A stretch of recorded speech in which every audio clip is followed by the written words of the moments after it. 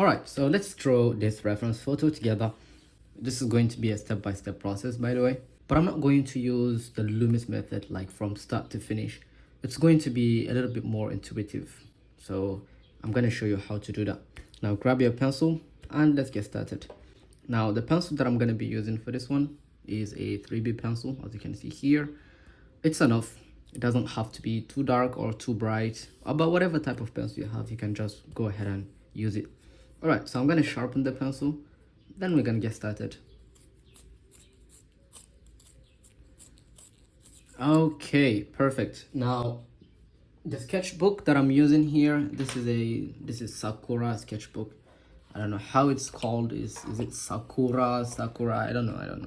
So that's the sketchbook that I'm using, as you can read it here, and it's like A5 paper. It's a small paper, but the texture, I really like the texture of this sketchbook. It's really soft, smooth, just like Talents Art Creation. I think they are from the same brand, which is really cool. All right, this is the reference photo we're gonna be drawing, and let's get started. As you can see, this is a pretty normal angle. It's the perfect 3/4 pose. So we're gonna try to draw it right now.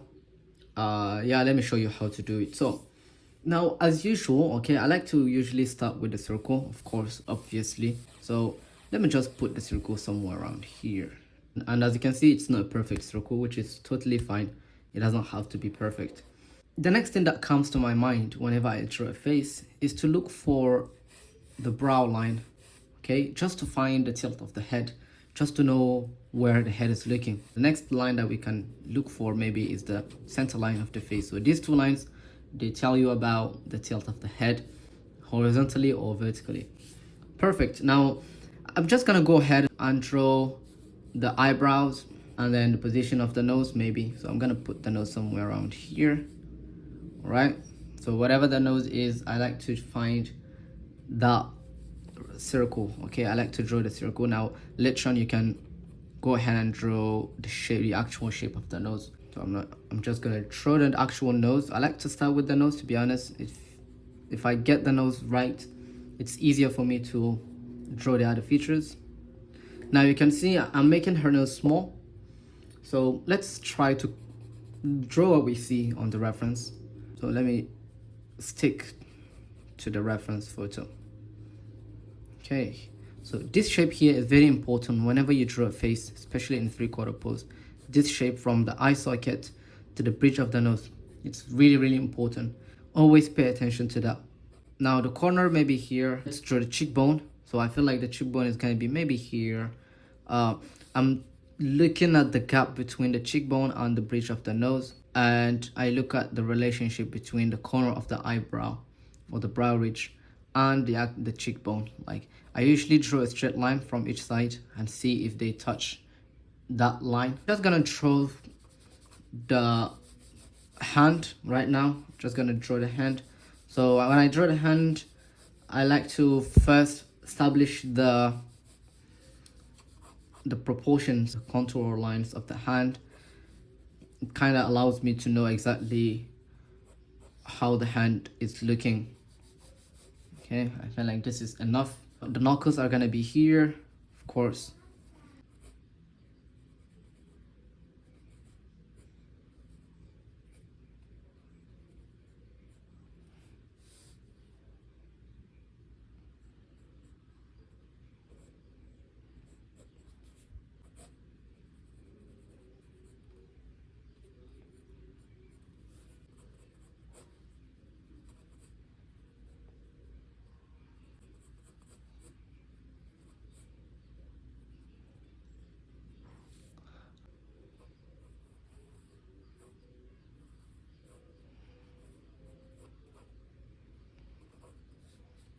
Okay, so that's enough. Let's come here. We draw the expression, the lips here.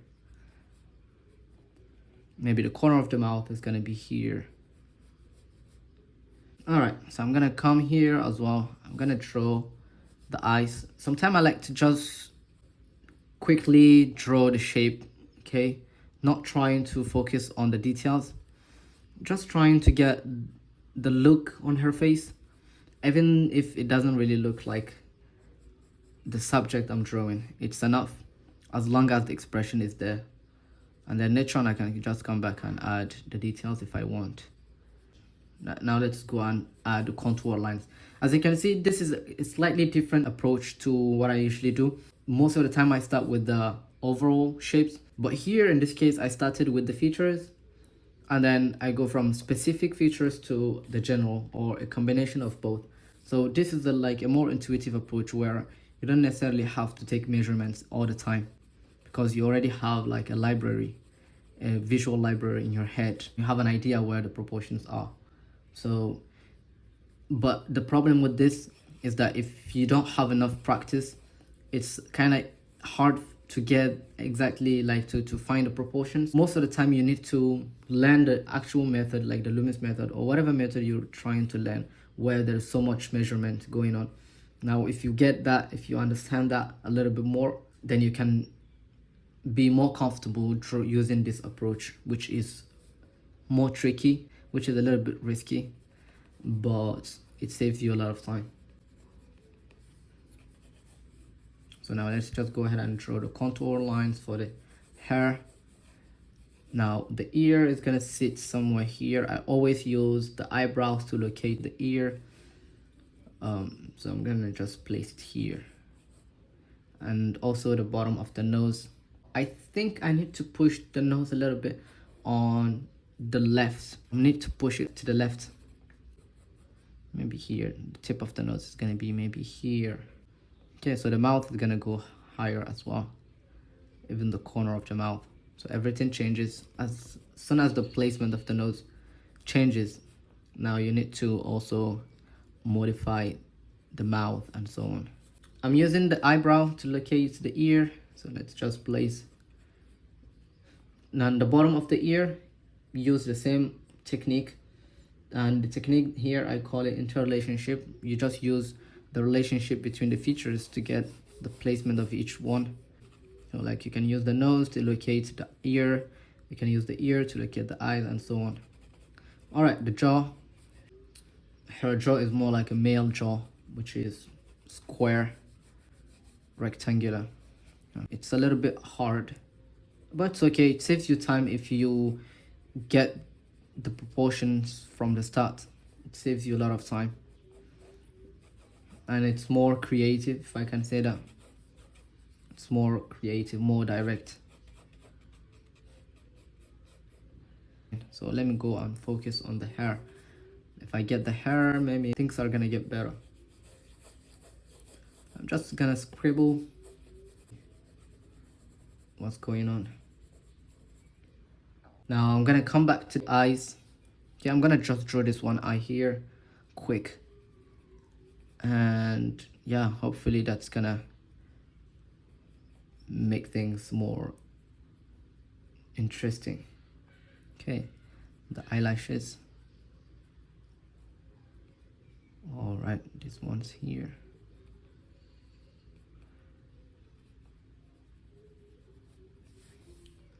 All right, not bad. This one, let's push it on the right, on the left hand side. Okay, I think like this she's looking at us. I don't know what's up with this neck. Do you feel like I need to adjust it? It's okay, it's okay. It doesn't have to be perfect, to be honest. So yeah, so now we're gonna just go ahead and shade it. So I'm erasing the details that I don't like, that I don't want. Okay, the lines, everything that is distracting, just gonna erase. But do not completely erase. You can keep those lines a little bit loose, just to add more personality to the drawing. Now, before I start shading, I actually like to take 5 minutes break to allow me see things, see the mistakes before I start shading, because once you start shading, there's no coming back. So you have to make sure that your proportion is correct, the structure, everything is on point before you start, you know, adding those details. So it's very important. You don't have to do it all the time, but it's something that will help you spot the mistakes if you made any mistakes. It's really helpful. Now I'm gonna use this pencil, an HB pencil, which is lighter than this one. And then once I get comfortable, I can go ahead and use this one for darker values. Okay, so let's start from lighter values. Let's start with the nose. I like to start with the nose. Let's do it. So I'm looking at those underside shadows, but here you can see that there are so many midtones. So that is the dominant tone here. That is the dominant value. So let's start with midtones. Okay, the midtones are part of the light, so let's just keep them as part of the light. So I'm just gonna keep my midtones slightly dark, just a little bit.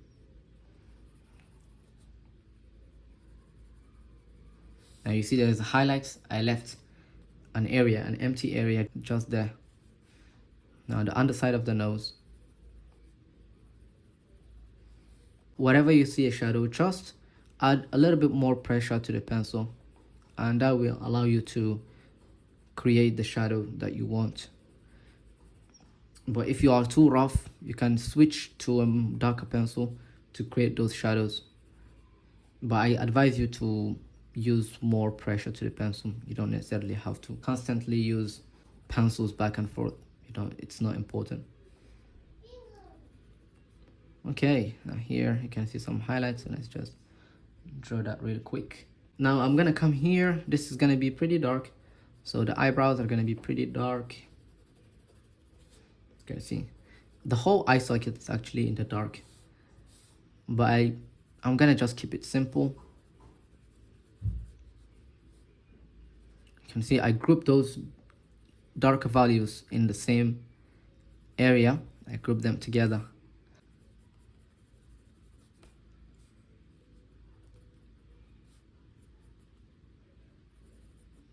Okay, here the other side of that cheekbone. Okay, here it's gonna be dark as well, and this is the eye socket. It's usually dark, so I'm gonna include the eyebrows as well.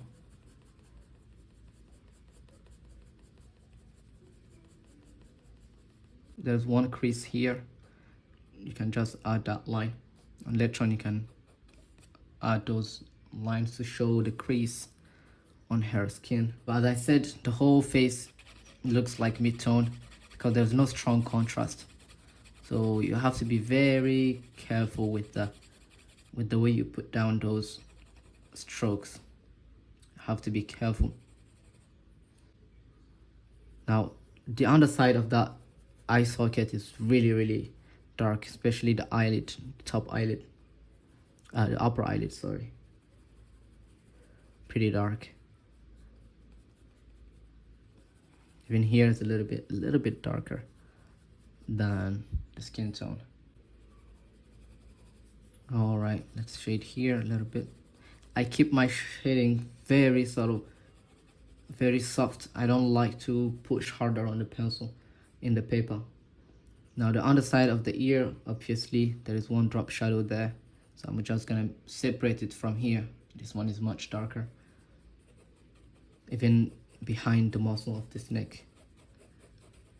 Here, the underside of the chin, it's pretty dark, so don't be afraid to go a little bit darker if you want, if you can.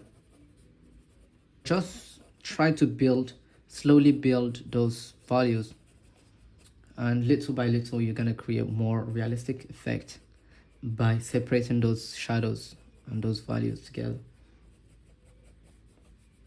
It's all about separation, how you can have a good transition between the shadows.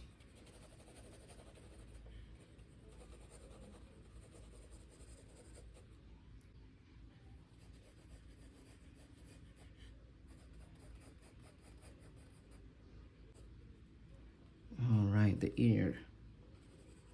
So I like to shade the underside of this top plane of the ear, or bottom plane of the ear, and here as well. Just look for those dark corners. And that is it. Maybe the earring. Here I'm just gonna put everything within the same shadow. Okay, and then that creates some lost edges.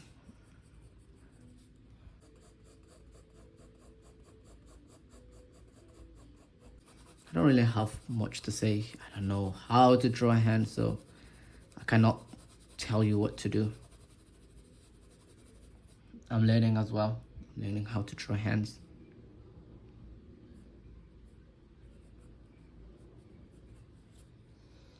All right, the hair, I'm gonna switch to this pencil to draw the hair.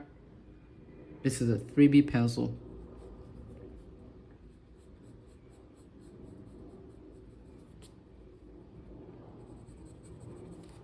I'm gonna use the side of the pencil that allows me to create more strokes and soft strokes.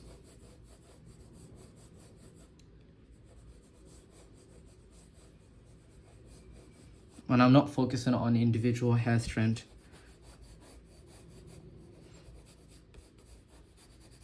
And as you can see, whenever I shade the hair, I focus on the general, and I also shade towards the direction or the rhythm of the hair.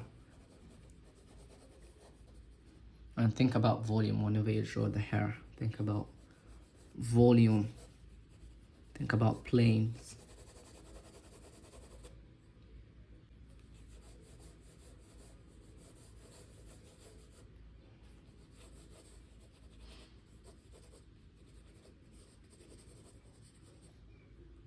All right, that's enough. Now, as you can see, I'm gonna use a 6B pencil. I'm gonna use a 6B pencil to go dark. The eyebrows are really dark. All right, let's do it. So the eyes, very important.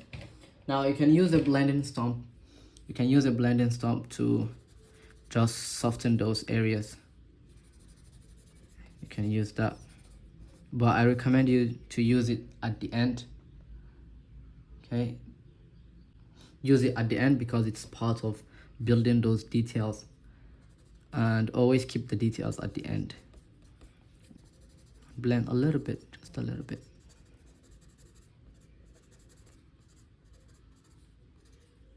So I'm gonna start with this.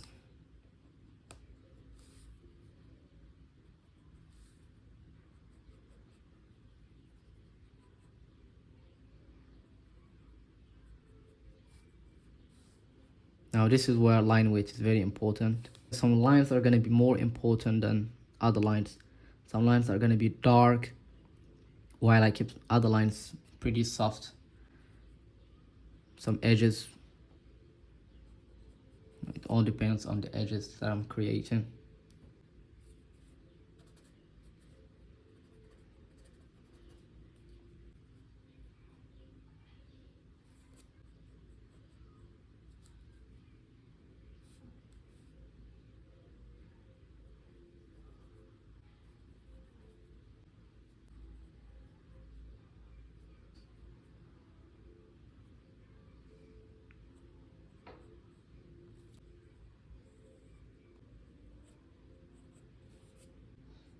Okay, I think this is okay. So let's come here, the bottom lip.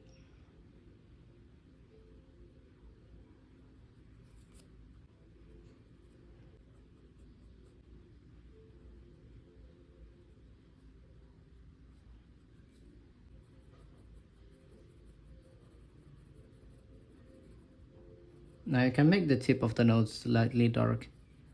Okay, you can build those dark values as you want, but just keep in mind that you should not, your midtones should not be darker than the shadows. Now the eyes are the biggest part of the subject. You have to be very careful whenever you draw eyes.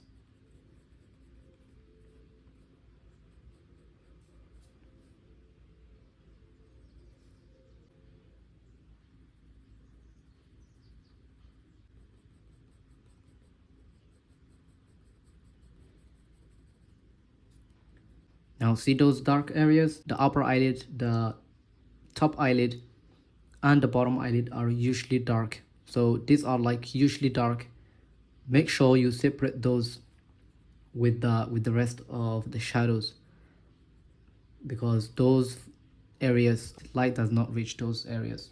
So just make sure whenever you draw the eyelids, try to make them darker than the rest of the face. Add these darker lines like this, and then I can separate the, now as you can see, I blend the upper eyelid with the rest. Like this line here, I did not draw it all the way to here. I just blend everything together, and that creates a nice edge. Okay, perfect. Now you can go ahead and make the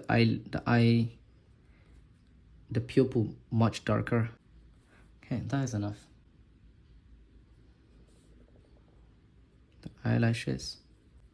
Now see the eyelashes, how I draw them. I start from here to this direction, then somewhere around here I go inward like this, sideways, and then it falls back downward like this.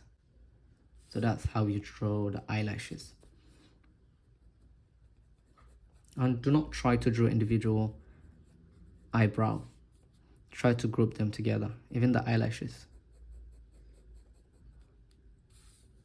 Okay, see the plane, how I follow the direction of the plane whenever I shade the eye socket. At the top eyelid at the bottom, there is a plane, so it's a small plane, but separate those planes and it really helps you create a realistic effect. Okay, I'm talking about this plane right here. If you draw a straight line on top of this head, that line is gonna come here, it goes inward, it comes back, it follows the plane of the eye socket, and then the plane of the iris. It's gonna be wrapping around the eyeball, and then top eyelid, the top plane of that bottom eyelid, and then it goes back inside like this. And you see it follows the plane. It follows, you know, the plane of the head. Okay, now the pupil.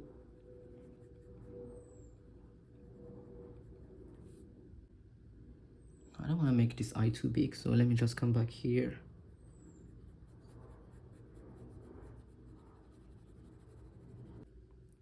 Now the eyelashes. If the eyes are looking at us like in a 3/4 pose or in a front view, usually the eyelashes are going to be like this, and you can only see the tip of the eyelashes. And make the corner where the eyelashes start pretty dark. Make them dark. To create a realistic looking eye, first of all, the pupil is going to be the darkest, and around the iris is going to be also the darkest dark. Now the actual eye, I don't know what this white area is called, but this one is going to be brighter than the pupil, okay, and the contour. It's usually brighter, and that's how you create a realistic effect. Now the eye is not a complete white ball. If you want to make it realistic, shade around the eyeball, and that will make the eyeball or the eye in general look more interesting. So I'm gonna go back to the hair, and I'm gonna use a darker pencil. A 6B pencil is enough, and then I'm gonna make it dark so that it stands out, but keep it uniformed. Like this dark is supposed to be as dark as this, as dark as the iris, the eyelashes, the bottom of the, like the underside of the nose, the corner of the, you know, these are like really dark. So keep them the same, okay? Just make sure they are the same, and that way you can see, even if you don't add the midtones, your drawing looks realistic. Even though sometimes the hair is actually brighter than the eyebrows and so on, but most of the time the eyes and the hair are dark most of the time. So just make them dark, and that's it. And as you can see, I'm not focusing on individual hair, just drawing and following the direction of the hair, and that is enough. You don't have to make it look very realistic, not necessary.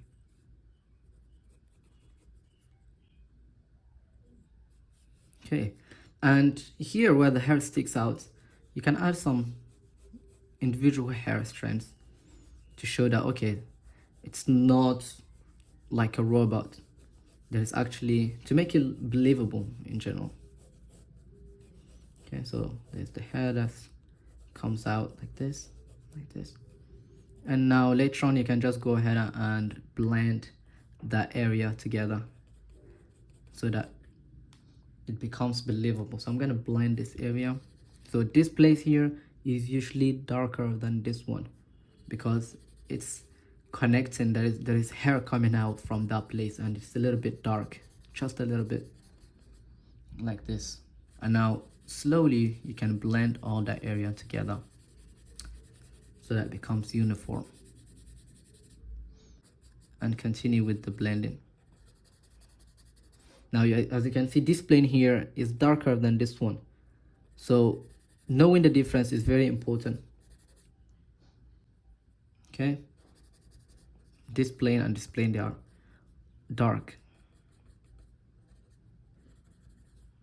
Okay, I think that is enough. No need to overshade, overblend, overcommit. Just gonna maybe blend here, the hand,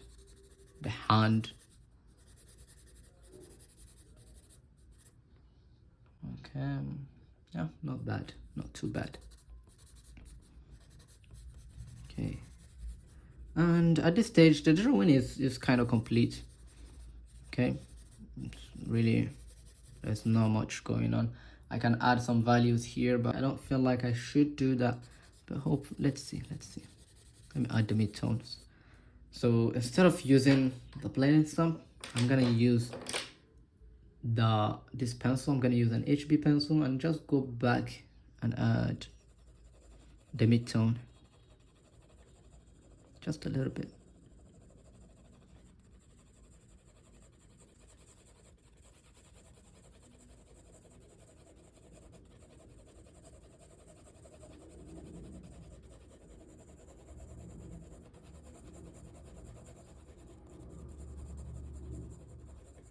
This is where it gets really tricky, the side of the jaw. So you have to pay attention. Keep it soft, keep it subtle, and separate the bottom and the top.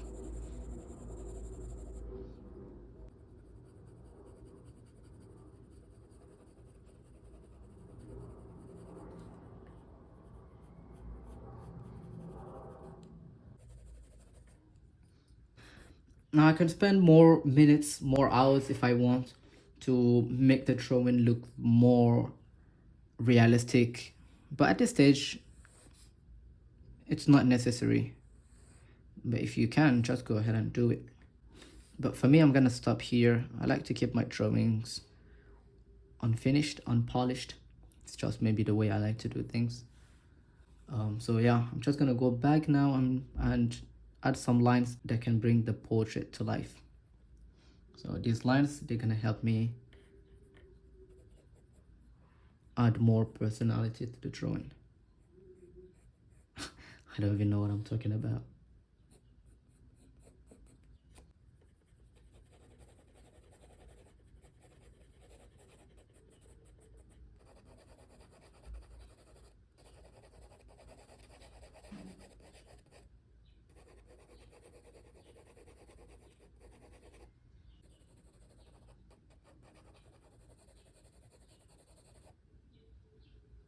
Okay, what else?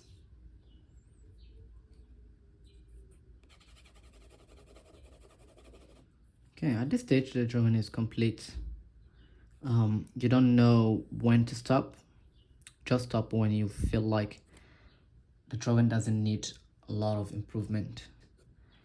Now I'm gonna add some highlights. So there's one highlight here, there is another highlight here. There is another highlight here. If you struggle to create highlights, just shade around that white area or bright area. Just shade around it, and it's gonna make the highlight pop out, just like this.